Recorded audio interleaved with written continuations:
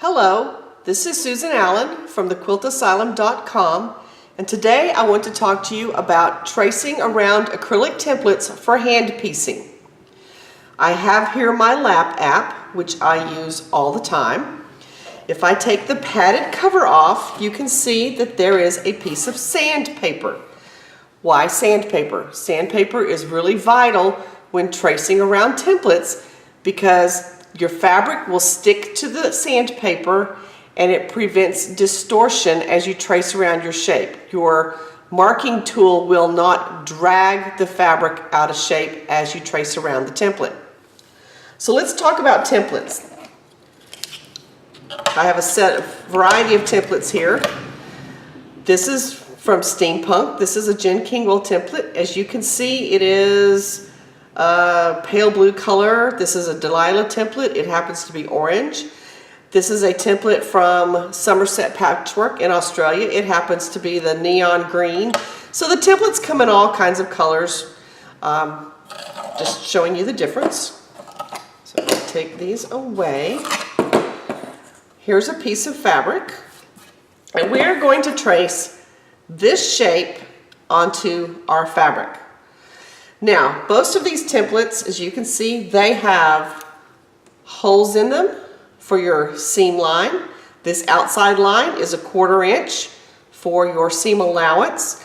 They are usually etched with the name of the pattern and the shape number. This is set piece A of Steampunk. This one is etched with T29. It is template number 29 for Delilah. And then this one is etched with the letter A and some grain lines. So they have etching on them. If you can see that I have a dark line right here, I've taken a Sharpie and colored in that etch line just so you can see it a little better. So the first thing we're going to do is we're going to trace around this shape. So I'm going to take my pencil and I'm going to mark around the outside.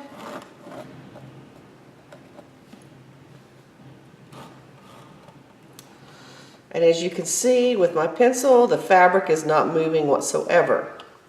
So I've traced around the outside. I'm going to take my pencil and I'm going to go in each of these little holes and mark a dot.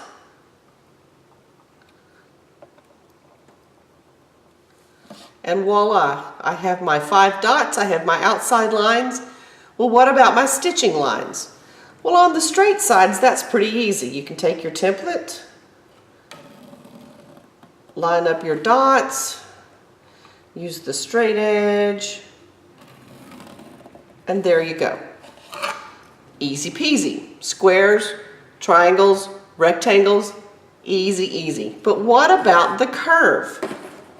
Well, I learned this from Jen when she taught a workshop this past November because I was kind of eyeballing it but wasn't feeling very comfortable about that. If I move this out of the way, here's the one template. This is the next shape that will be sewn to this piece.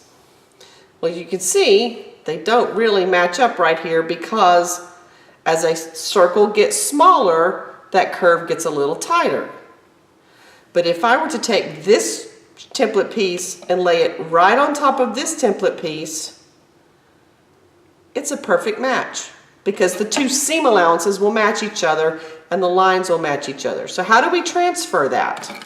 If I take this fabric and the shape of the piece that's going to be sewn to it, and I put my pencil on the dot, as you can see, I'm lining up this line with my outside line. So if I line up on my outside line, I know this is 1/4 inch. And as I move, I'm going to shift a little. I'm going to line up this line with my drawn line and my other drawn line. And there I have a perfect seam line with a perfect 1/4 inch. And these pieces will fit together like magic. And that's pretty much all there is to it. Then you'll cut these out, use your registration marks to pin your pieces together, and start sewing.